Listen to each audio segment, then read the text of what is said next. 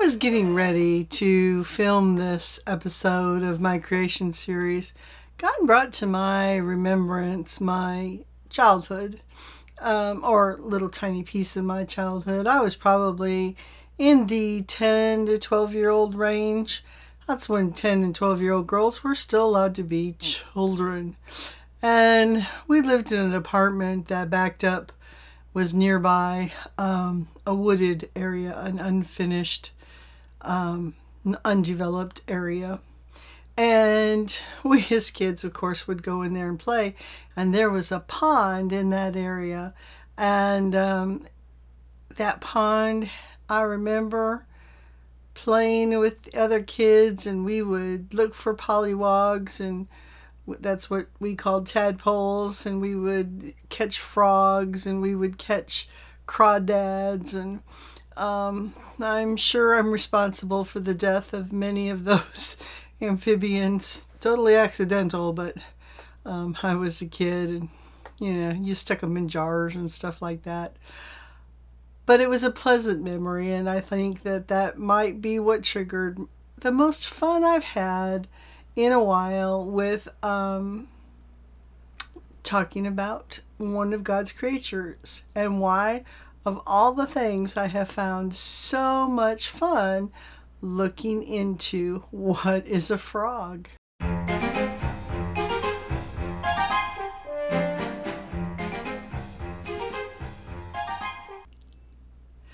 In the beginning of this video, I want to start with a confession and transparency time. When I chose frogs, actually, to be my next subject of focus, I thought, no problem, easy peasy. We'll just look at metamorphosis from water-breathing tadpole to air-breathing frog and move on to the next subject. No. Head exploding here. There's nothing at all simple about a frog. Nothing. Which, when you think about it, is kind of cool and is exactly what this series is all about. The frog kind did not happen by random blind chance. These critters were no accident. It is preposterous, which, by the way, I've looked up to ensure I was using the word correctly. Preposterous means absurd, ridiculous, laughable. Exactly the correct adjectives when trying to describe the probability that frogs just happened randomly by blind accident.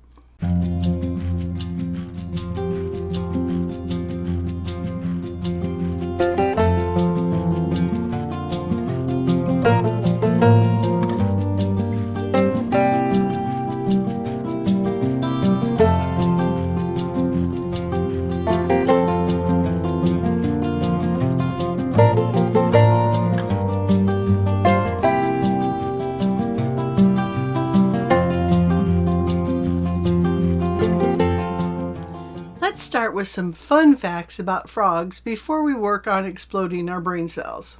The smallest, as far as we know, animal, not an insect, in the world is a frog. Depending on whose list you are looking at, it could either be the tiny frog number 1, living in Cuba, or the tiny frog number 2, hiding out in Brazil. According to amphibiaweb.org, both of these miniatures are reported to be about 0.4 inches or 10 millimeters. Now, here I have some visual aids. American ruler. A centimeter is one of these bottom segments that we normally don't look at when we're using our American rulers. That is a centimeter. These little tiny frogs are still bigger than frog number 3. Discovered in New Guinea in 2009 and currently holding the official record of being the smallest frog, smallest amphibian, and the smallest vertebrate, with an average body size of 7.7 millimeters or 0.3 inches. To give you a size comparison, another video here, another show and tell. To give you a size comparison, a US dime, the smallest of American coinage, is 0.75 inches in diameter, or 17.91 millimeters. Any of these three frogs, one at a time of course, would fit inside the image of Franklin D. Roosevelt on the front of a dime. All of these frogs are considered endangered, which I sometimes wonder how they know. I could stand in the middle of a rainforest, and if the frogs were silent and didn't want the giant human creature to see them, they could surround me by the thousands, and I would never know. Now, the largest frog in the world is the Goliath Frog, reaching lengths of 12.5 inches. That's the length of this ruler, plus a little bit. And that is with his legs tucked in, and he can leap up to 10 feet, or about 10 times its body length. They live at the equator of Western Africa near swift-moving water and waterfalls. They are also endangered due to habitat loss and hunting. Those are some pretty good-sized frog legs. But size isn't the only significant difference you will find in various frog species. The most amazing difference, to me at least, is the difference in their reproduction styles. In grade school, I was told female frogs lay eggs that are fertilized by the male outside of the mom frog. That mom and dad said, "Adios amigos," to the frog eggs, and the lucky eggs that were not eaten by predators would then hatch into tadpoles and grow into frogs, assuming any survived their predators. And it is true that that is the way some frogs operate, but by no means is that true for all frog species. Some frogs give birth to live young. Suriname toads, we'll talk about it later, but just so you know, all toads are frogs. However, all frogs are not toads. Another brain-bending fact. But back to the Suriname toads. The male grabs the female toad, and they do a little toad dance, flipping through the water in arcs. During this movement, the female will release a few eggs, which get fertilized by the male outside of the female, and then the male frog maneuvers the fertilized eggs on the back of mommy frog, where they are embedded onto mommy's back. These eggs sink into the skin of mommy frog, and then a thin layer of skin grows over them, and little pockets form, with one frog egg in each little pocket. With some species of eggs, they get to the tadpole stage on the back of mommy frog before emerging to finish development outside of mom. While in other species of these frogs, the baby frogs go through the tadpole stage while still inside these pockets, emerging from mommy toad as fully formed little toads. After birth, the mom sheds the thin layer of skin that was used to cover the babies during development. Similar to the Surami, I may be saying that word wrong, but I'll keep saying what I was saying. I'll post the word so you can look at it. Suriname toad is the horned marsupial frog. In this case, mommy frog has a permanent pouch on her back where the male frog helps get the eggs placed. The pouch forms separate chambers, one for each tiny embryo, stretching as the baby grows until they eventually emerge as fully formed froglets. Froglets look like tiny adults, but they still have a small bit of their tadpole tail yet to absorb. And weird frog birth keeps on going. The science world was all abuzz recently when a new species of frog was discovered in Indonesia.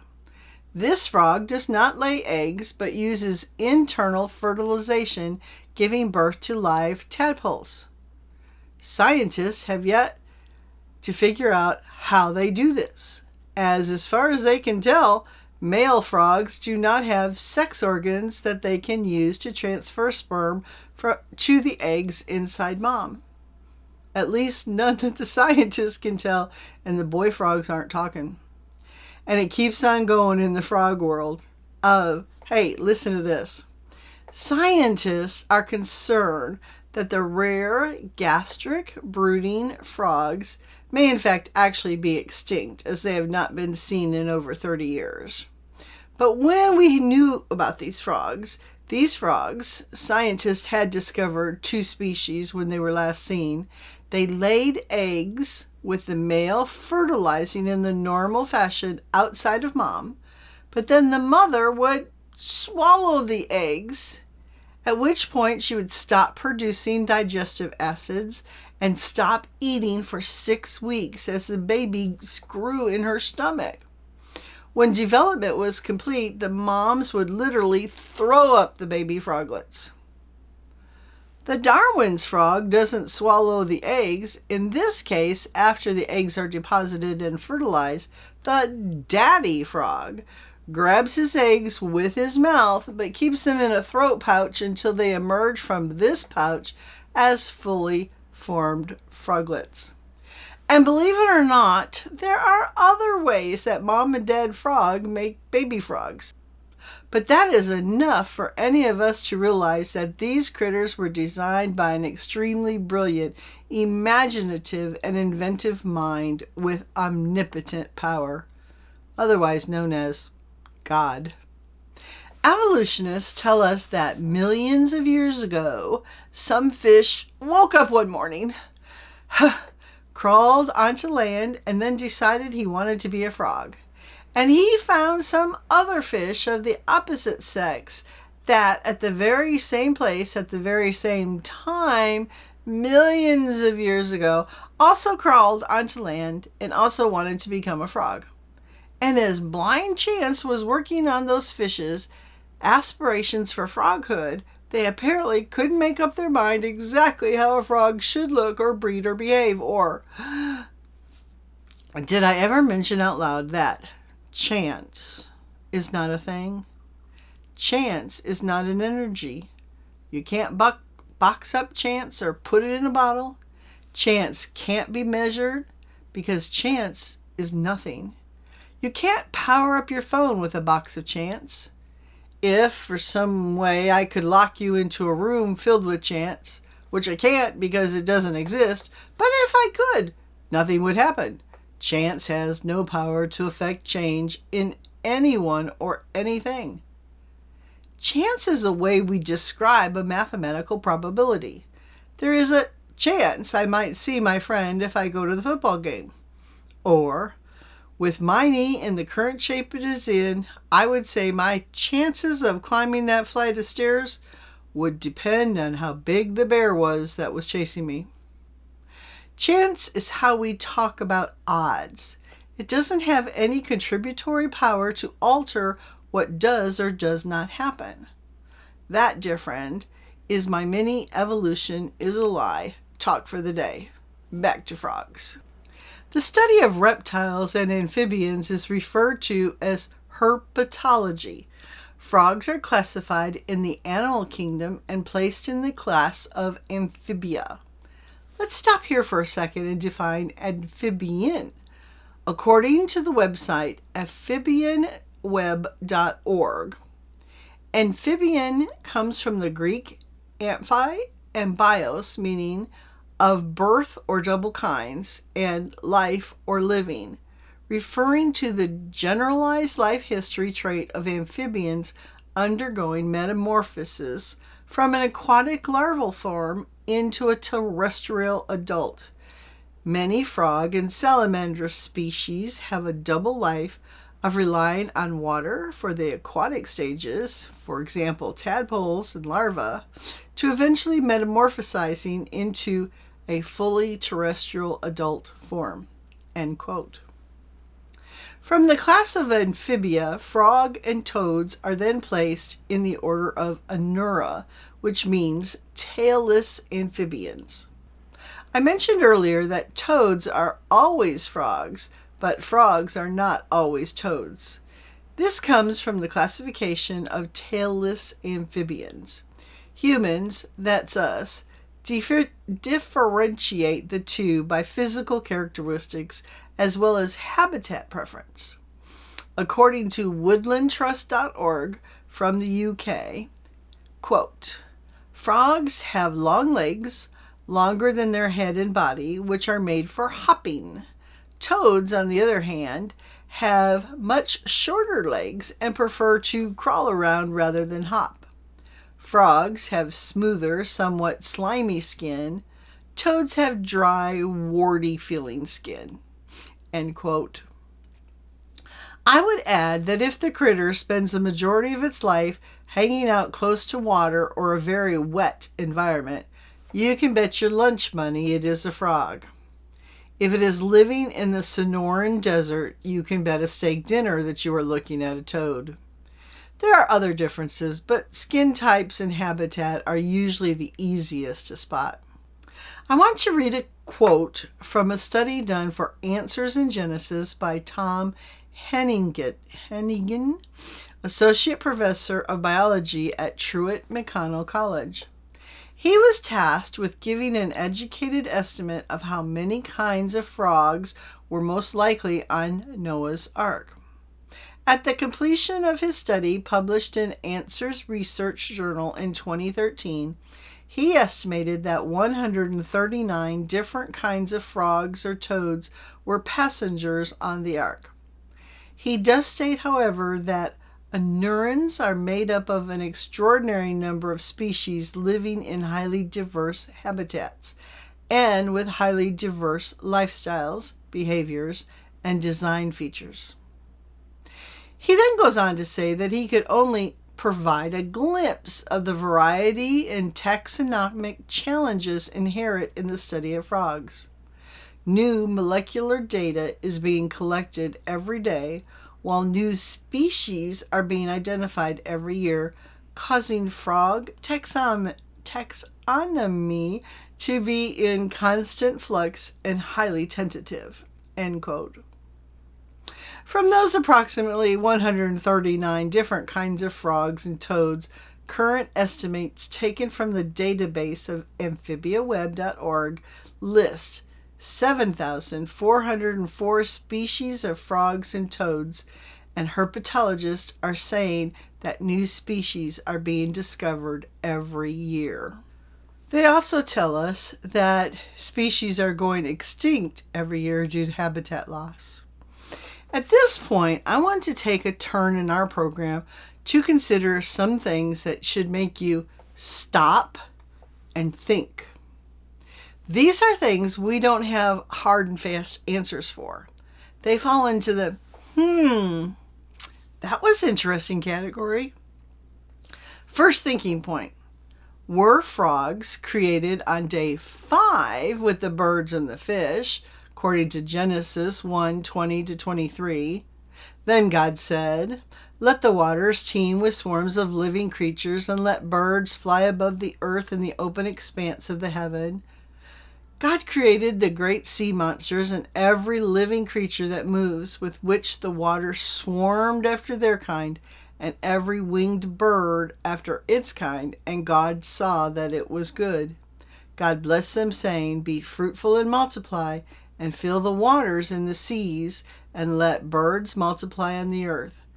There was evening, and there was morning, a 5th day.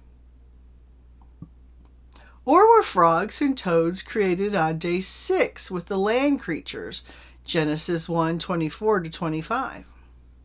Then God said, "Let the earth bring forth living creatures after their kind, cattle and creeping things and beasts of the earth after their kind." And it was so. God made the beasts of the earth after their kind, and the cattle after their kind, and everything that creeps on the ground after its kind, and God saw that it was good. Think about it. In creation, we are not talking about babies.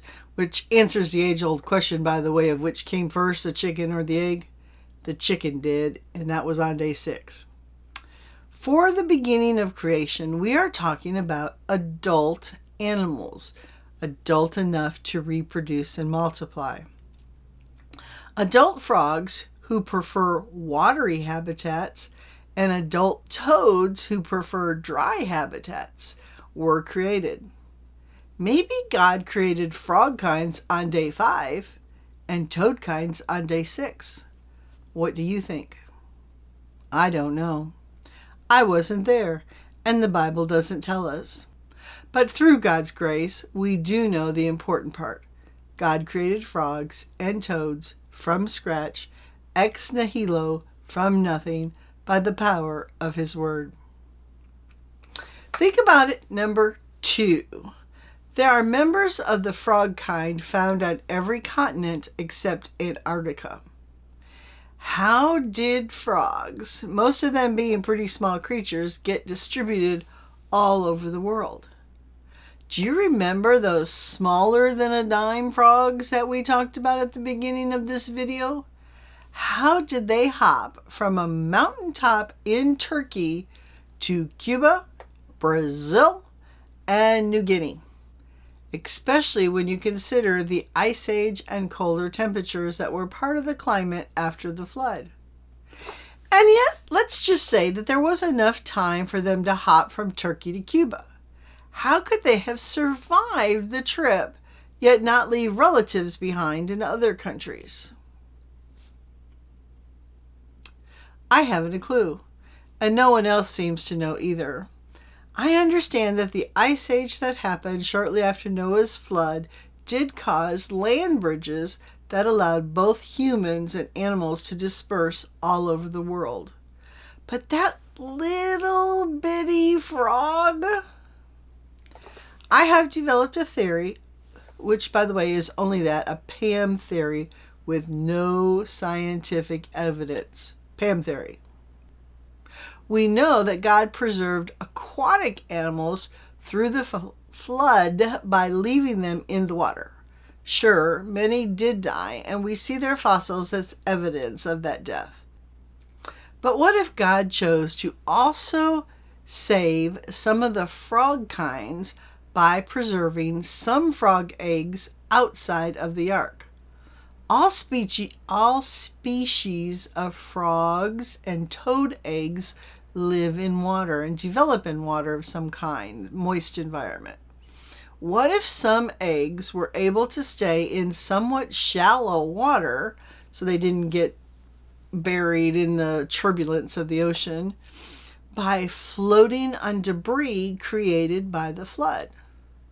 Also, what if God preserved some of the frogs through tadpoles within floating vegetation? These wouldn't have been too different than His preservation of fish or dolphins or whales or other air-breathing aquatics. I must again emphasize that this is just a Pam speculation, and I don't know. However, creation scientists also don't know. They can only postulate different theories that make sense to them. Even evolutionist-based scientists have no idea regarding dispersion around the world of all of the different animal species.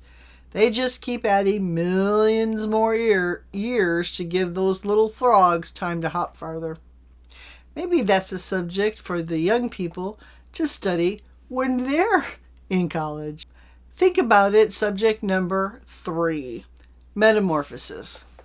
I already mentioned that before I began this project, I picked it because I assumed that the subject of metamorphosis would be cool, prove design, and be easy peasy to look up and report on. Wrong. Here's what I discovered about metamorphosis. Everyone knows it happens. All the experts can tell you what the steps are from egg to frog, but no one can tell you the how of it, which, as I think about it, I guess is exactly the information I was looking for. Metamorphosis is a biological miracle. We can be mostly certain that the change in the animal from an egg to a tadpole with gills allowing it to breathe in the water, to a frog with lungs so it can breathe on land, is directed by its DNA, which in itself is a miracle of design by an omnipotent God. There is an interesting fact about the respiratory abilities of the frog kinds that really made me sit up and take notice of our amazing God. At both the tadpole stage as well as the adult stage, frogs have multiple ways to get the oxygen they need. Tadpoles can at first breathe through gills, and as those gills are being replaced by lungs, they can gulp air from the surface, and they can get oxygen through their skin. Adult frogs, as long as their skin remains moist, can also get oxygen through their skin. I am learning that I don't have to know exactly how it happens, although it is a question I'm asking when I get to heaven, when I have a restored, rejuvenated brain capable of understanding the answer. But for now, I can give God glory that it is an easy peasy thing for God to create the frog kind, giving him the genetic information to allow the animal to change from a oxygen in the water breathing tadpole to a land breathing frog. Only God can do such a marvelous work. Jeremiah 32:17 tells us, "Ah, Lord God, behold, you have made the heavens and the earth by your great power and by your outstretched arm. Nothing is too difficult for you." Isaiah counsels us about our God in chapter 40, verse 28 by asking, "Do you not know? Have you not heard? The everlasting God, the Lord, the creator of the ends of the earth, does not become weary or tired." And while I and the scientific minds, much more learned than I, can only wonder and stand in awe of the intricacies of the designs of our world, Isaiah reminds us regarding God that his understanding is inscrutable. Inscrutable, that means for us it may be impossible to understand or interpret it, but for God, easy peasy. I want to end this video by calling on you to use your logic. As I mentioned earlier, evolutionists would have you believe that one day, billions and billions of years ago, a boy fish with lungs and a girl fish with young lungs, yes, that is how reproduction works. You need one of each kind. Both decided to crawl out of the water and become frogs. Now, with that in mind, consider the diversification of the frog kind. Not counting species, just looking at the estimated 139 different kinds of frogs. Not only would our fish had to somehow change into a frog, they would have had to do it at least 139 other times. They would need to have had at least 139 other pairs of fish with lungs decide to also crawl out of the water and become frogs. But not the same as the first pair. Each would have to make their own design. Some small, some large, some with webbed feet, some that like water, some that like the desert, some with horizontal pupils, some with vertical pupils, some with round pupils, some with triangular or diamond-shaped pupils. They would have to decide what colors they would become and whether they preferred to jump long distances or mostly walk. Some would need strong legs for digging, some the right feet for swimming, while some need feet to facilitate climbing trees. They would all need to learn how they would best like to reproduce and whether they would care for their young or abandon them to the cold, cruel world of things that want to eat them. Some frogs would need to learn to hibernate at the bottom of ponds, some underground, some not at all. Some need to change their biology so they can develop internal antifreeze, be frozen solid, and hang out as frogsicles until the spring thaw. Some carry their babies on their backs to little private pools in plants, and some carry their babies in pouches on their back, while some carry their babies in pouches in their mouth.